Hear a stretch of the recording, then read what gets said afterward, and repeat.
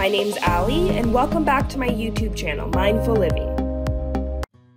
So today I'm going to be making kale chips in my kitchen, and I'm going to be doing that in my Ninja air fryer. I'm sure you've all heard of kale chips. They were quite a popular buzz a few years ago. I've tried a few myself from the grocery store, and quite personally, I didn't really like them. So I decided with some leftover kale I have in my fridge, I'll go ahead and give these a try. So let's get started with the recipe. Today what you're going to be needing is fresh kale and a few spices. I'm going to be making two different types of kale chips today. The first one will be a lemon and dill, and the other one will be a parmesan and basil blend.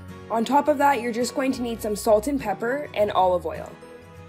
So I'm going to get started by pulling the kale off of its stem. We don't want to be cooking the stem of the kale today.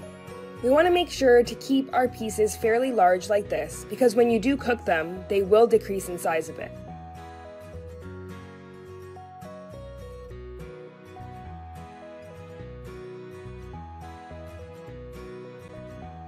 We want to separate our kale into two different bowls today, as we will be making two different seasonings.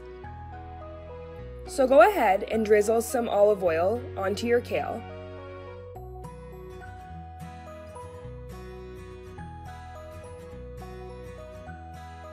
I've gone ahead and cracked some salt and pepper.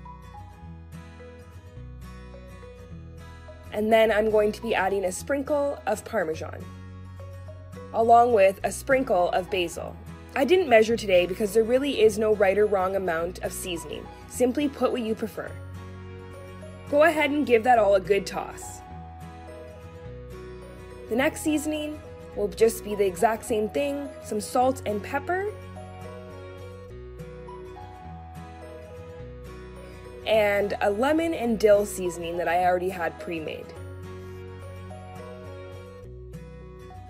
Go ahead and give that all a good toss. From there, we're going to be adding our kale. This is the parmesan and basil into the air fryer. Make sure to separate the pieces so they're not all bunched together and they'll cook evenly. Pop your basket into the Ninja air fryer and turn your temperature down to 350 degrees. And we're going to only cook these today for 5 minutes. You want to make sure you're checking on your kale every couple minutes, as it does cook very fast, and you want to make sure that it cooks evenly. Take it out and give it a good toss. And once it's done, feel free to add some extra seasoning on the top. And there you have it, simple and easy kale chips. Like I said, this is my first time making this recipe, and I really enjoyed the way these turned out. They're crunchy, crispy, salty. Of course, they don't compare to real chips, but if you're trying to eat healthy, these are a great alternative. I hope that if you enjoyed this recipe on kale chips today, that you will give me a like, a comment, or subscribe to my channel. See you guys in my next video.